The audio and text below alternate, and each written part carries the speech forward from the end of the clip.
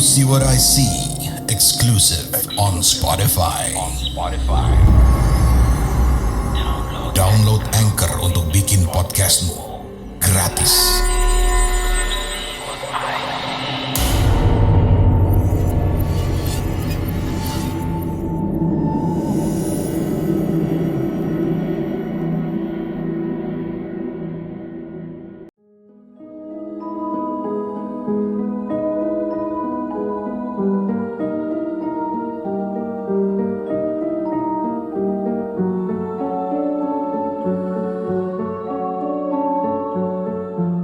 Pengalaman mistisku kali ini aku alami bersama teman-temanku. Kejadiannya di sekitar tahun 2014 atau 2015. Saat itu aku masih aktif banget kerja di entertain.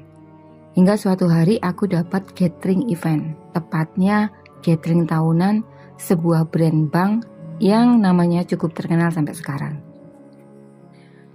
Eventnya di luar kota, tapi maaf aku nggak bisa sebutin nama kota itu. Dari pengalamanku, biasanya gathering tahunan itu cukup besar. Diadakan 3 hari, Jumat, Sabtu, Minggu. Karena di gathering tahunan biasanya kan ada evaluasi, ada juga presentasi pemaparan program baru, terus penghargaan buat karyawan terbaik, bahkan diadakan juga outbound. Di event itu aku dapat 2 kali. Pas opening sama nanti di closing seremonialnya. Waktu opening, eventnya tuh jam 10 pagi. Aku berangkat dari Solo subuh. Selain band, mereka juga request 2 MC. Formasi bandnya itu full band, jadi 4 player. Player itu ada keyboard, bass, drum, sama saxophone. Lalu frontline-nya 3. Frontline itu vokalis, 2 cewek, 1 cowok. Belum ketambahan 1 soundman, kru, 2 MC. Jadi kita naik 3 mobil. Apalagi alat musik sama efek dan mixer itu cukup memakan tempat. Alhamdulillah eventnya berjalan lancar, selesai sekitar jam 1 siang. Setelah itu kita dapat komplimen makan, terus kemudian prepare untuk balik. Waktu mau pulang, kita terbagi 2 rombongan. Dalam artian, ada yang pengen jalan-jalan dulu, ada yang pengen langsung pulang.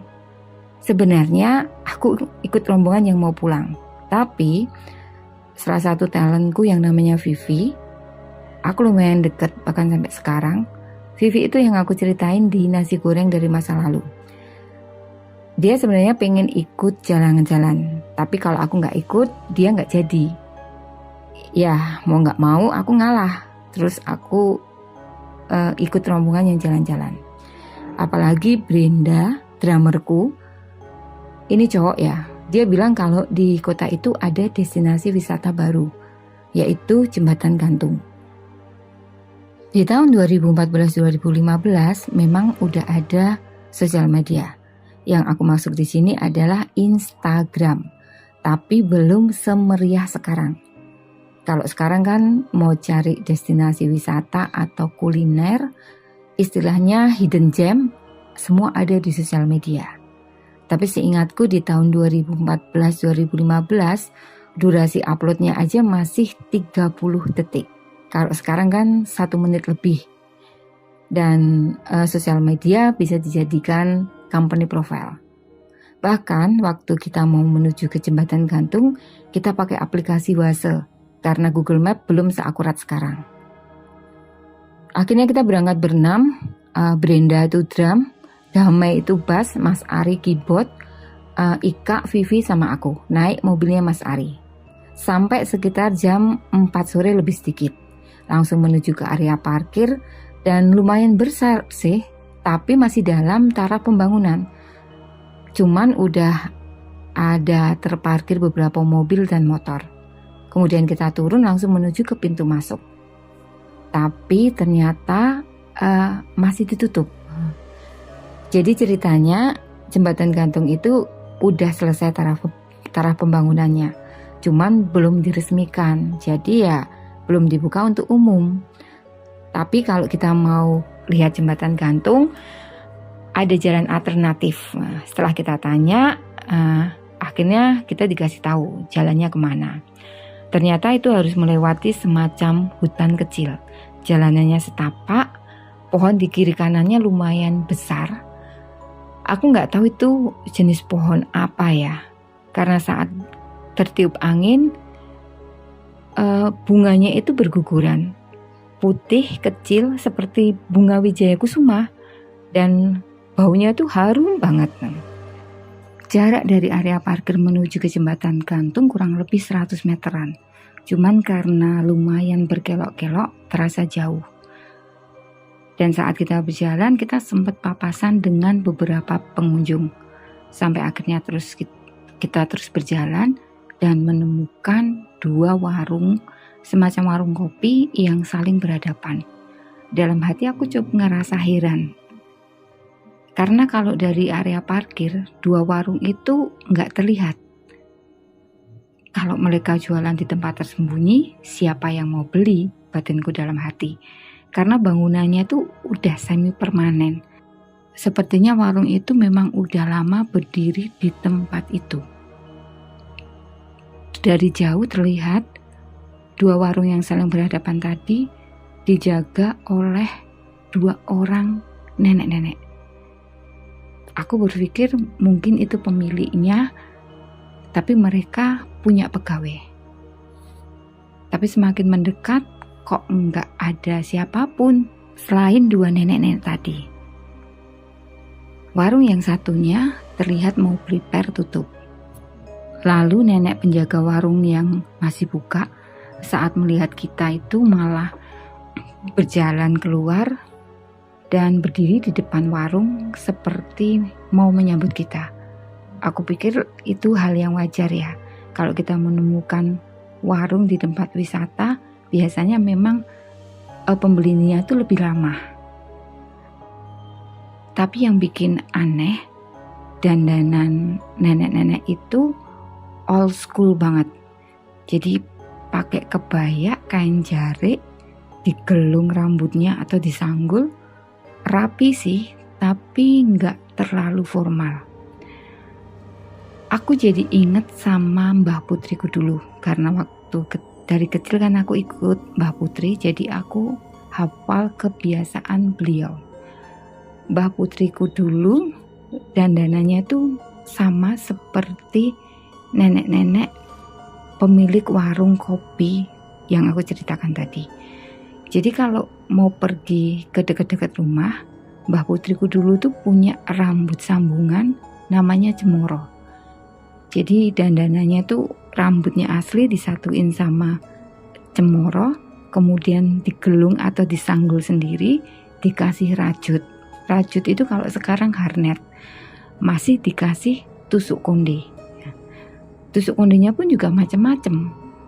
Kalau pergi ke dekat-dekat rumah, tusuk kuncinya tuh yang terbuat dari gading. Tapi kalau pergi ke acara yang lebih resmi, tusuk kundinya tuh yang warnanya emas. Aku nggak tahu itu emas beneran atau kuningan ya. Nah, dandanan 2 orang nenek-nenek penjaga warung itu mirip banget dengan Mbak Putriku. Usia nenek-nenek penjaga warung kopi itu sekitar 70 tahunan. Di wajahnya tuh udah banyak kerut-kerut atau garis-garis tua. Tapi masih terlihat cantik. Nah, aku yakin waktu muda nenek-nenek itu pasti cantik banget. Saat berjalan keluar warung, nenek itu terlihat anggun, elegan, penuh dengan karisma. Saat melihat kita, nenek itu memandang dengan tajam, tapi wajahnya tuh tersungging senyuman dan menyapa kita duluan, tapi dalam bahasa Kromo Inggil. Mau nggak mau kan kita juga harus membalas dalam bahasa yang sama. Dan bahasa Kromo Inggil itu termasuk bahasa yang kuno. Kurang lebih seperti ini. Monggo pinarak nak, Niki badhe tindak pundi? Badhe nuweni jembatan gantung, Mbah. Walah, ning niki ajeng surup lho, Nak. Napa sekecane mboten benjang kemawon. Mboten napa-napa, Mbah, namung sekedap kok. Oh nggih pun menawi ngoten, atos-atos nggih yen termergi ningali napa pinanggih napa kemawon mboten sah digali. Dalam bahasa Indonesia artinya gini, silahkan mampir Nak, ini mau pada kemana? Mau lihat jembatan gantung Mbah? Tapi hari udah mulai gelap loh, apa enggak sebaiknya besok aja? Enggak apa-apa Mbah, kita cuma sebentar kok. Oh ya udah, kalau gitu hati-hati di jalan. Nanti semisal melihat atau menemukan sesuatu, nggak usah dihiraukan. Di kalimat terakhir, nenek-nenek pemilik warung yang masih buka itu seperti memberi penegasan dan berpesan kepada kita. Dan itu semakin membuat aku agak aneh. Tapi semuanya itu terlihat wajar. Warungnya nyata. Dan tadi kita juga sempat kan ketemu beberapa pengunjung. Setelah itu kita berpamitan dengan nenek pemilik warung kopi yang masih buka. Jalanan tuh mulai menanjak. Aku sempat menoleh ke belakang. Aku lihat nenek itu masih menatap kita dengan tatapan yang tajam, tapi senyumannya tuh penuh dengan arti. Setelah jalan menanjak, kita menemukan jalan yang udah dipaving. Jadi posisinya jalanan di paving itu lebih tinggi.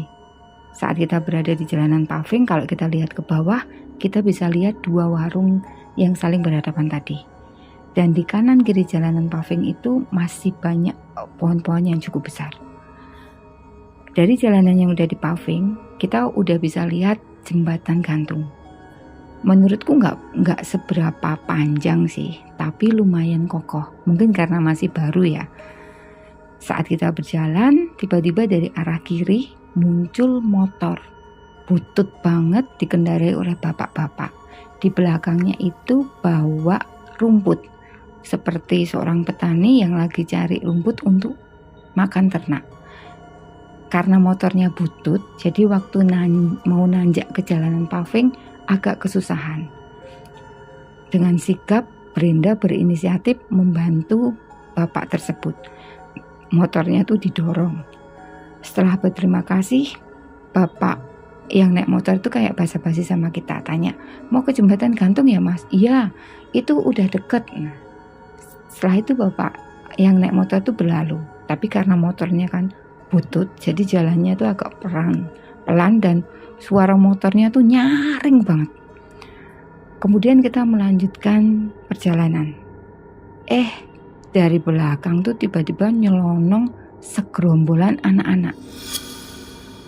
Kurang lebih sekitar 6 atau 7 orang.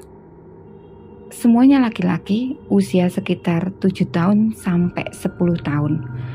Ada yang pakai sandal, ada yang enggak. Dan mereka tuh terlihat riang gembira, bercanda seperti anak-anak dari penduduk setempat. Kita tuh sempat kaget karena nggak dengar suara apapun, kok tiba-tiba ada anak kecil yang nyelonong. Sampai Brenda tuh sempat negur lah, hati-hati bos. Anak-anak kecil tuh juga menjawab, siap bos, sambil ketawa terus berlalu. Aku sempat ngerasa agak ganjil ya, karena nggak dengar apa-apa kok anak kecil tuh langsung nyelonong. Mungkin aku terdistract sama suara motor butut milik bapak petani tadi. Aku masih mencoba untuk berpikiran positif. Terus kita melanjutkan perjalanan yang kurang sedikit lagi sampai ke jembatan gantung. Jadi saat kita mulai mendekat, itu posisinya bapak petani yang naik motor butut tadi tuh udah berada di ujung jembatan. Nah, disusul anak-anak kecil itu karena mereka berlarian, mereka tuh udah sampai ke tengah-tengah jembatan. Baru disusul kita yang mau mendekati ke jembatan. Gak berapa lama, gak tahu juga dari mana, tiba-tiba tuh ada awan yang cukup tebal, warnanya tuh putih keabu-abuan. Awan tuh bergerak dengan cepat melewati jembatan gantung. Dan saat awan itu berlalu, rombongan anak-anak kecil tadi tuh juga lenyap begitu saja. Tapi anehnya, suara ketawa mereka tuh masih terdengar menggema. Kita berenam tuh melongo dan gak percaya apa yang kita lihat. Jadi rombongan anak kecil tuh kayak lenyap tersapu awan tadi. Brenda yang tadi awalnya semangat tuh langsung nyalinya tuh langsung ciut, langsung ketakutan. Seketika itu aku jadi inget pesan nenek-nenek pemilik warung kopi tadi. Kan beliau bilang bahwa kalau nanti di jalan lihat atau menemukan sesuatu jangan dihiraukan. Aku langsung bilang sama teman-temanku, yaudah kita balik aja. Langsung semuanya tuh puter balik, kita jalan mau menuju ke area parkir. Tapi kok rasanya jalan tuh jadi jauh banget. Kok gak nyampe gitu. Dari situ aku ngerasa, wah ini ada sesuatu yang gak beres. Dan teman-temanku juga ngerasain. Ya akhirnya kita bilang, yuk kita berdoa dalam hati sesuai dengan keyakinan kita. Karena hari itu kan udah mulai gelap. Hampir jam mau jam 5-an sore.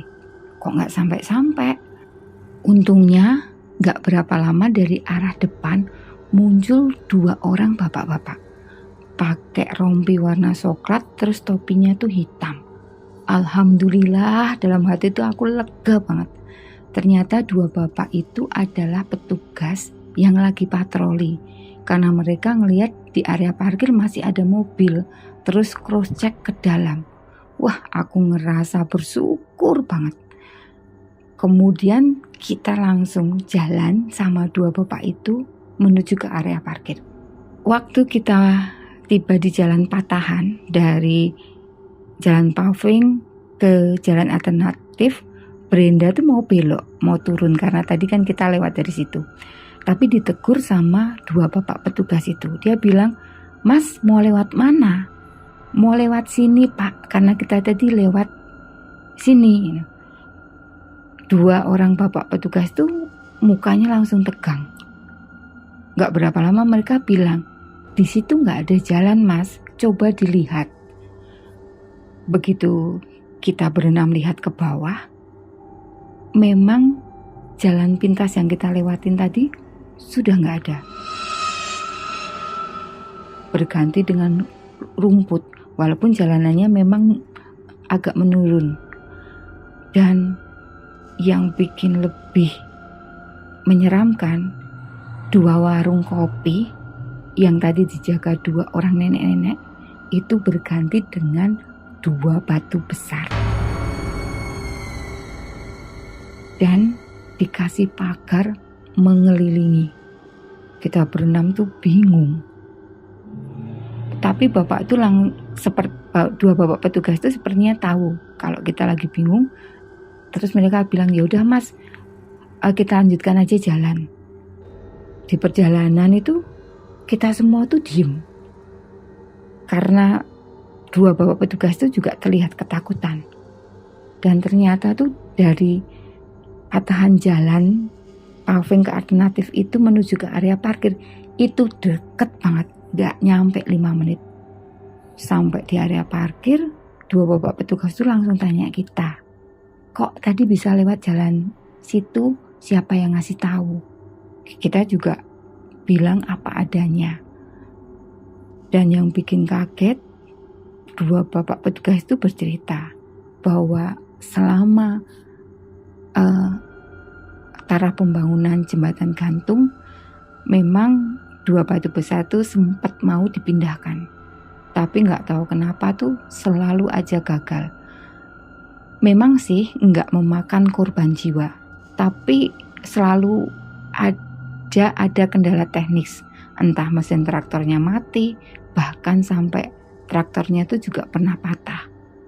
Dari beberapa kejadian, akhirnya petugas itu memutuskan untuk tidak memindahkan dua batu tersebut, karena pernah saat batu itu bisa dipindahkan, keesokan harinya batu itu kembali ke tempat semula.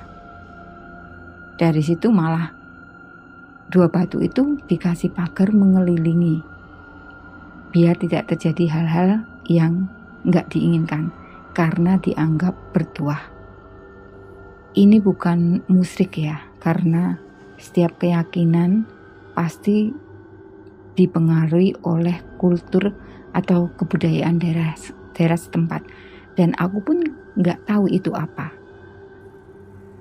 Setelah dua bapak petugas itu bercerita, dua petugas itu kayak buru-buru, terus mereka pergi naik motor.